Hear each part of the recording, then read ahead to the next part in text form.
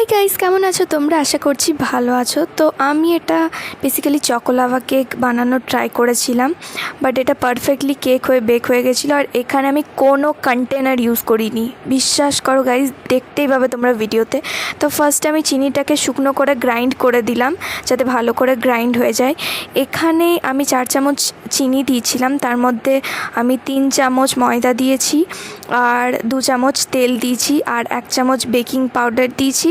আর তোমরা যদি এটা চকলেট ফ্লেভার করতে চাও তাহলে তোমরা কোকো পাউডার ইউজ করতে পারো বা চকলেটও দিতে পারো।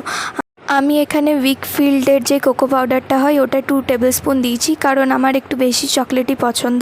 তোমাদের যদি মনে হয় যে চিনি কম লাগছে তো তোমরা সেই আন্দাজেও দিতে পারো, কারণ কোকো পাউডারটা একটু তেতো হয়। তো আমি এখানে দুধ অ্যাড করে দিয়েছিলাম। তো দেন তারপরে মিক্সির জন্য কিচ্ছু লাগবে না, তোমরা জাস্ট মিক্সিতে ঘুরিয়ে নেবে। অ্যান্ড তোমাদের ব্যাটার যেটা হচ্ছে কেকের ব্যাটার, ওটা একদম পারফেক্টলি রেডি। তো লাগলো না তো কোনো কন্টেনার। তো দেখো এখানে চট জলদি তোমরা বানাতে পারো এটা ঘরে। অ্যান্ড এখানে আমি মোল্ডে দেখো, এখানে মোল্ডটা আমি নিয়েছি, যেটা নর্মালি এরকম পেপারের যেই বাটিগুলো হয় প্রসাদ দেয় মা, ওগুলো ছিল বাড়িতে। তো ওগুলো নিয়েছি, ওগুলোর মধ্যে আমি অয়েল দিয়ে তারপরে ময়দা দিয়ে ডাস্ট করে অ্যান্ড দেন তারপরে আমি বেক করে নিয়েছিলাম। কারণ হচ্ছে আর মাঝে আমি একটু চকলেটও দিয়েছিলাম যাতে চকোলাভা কেক হয়।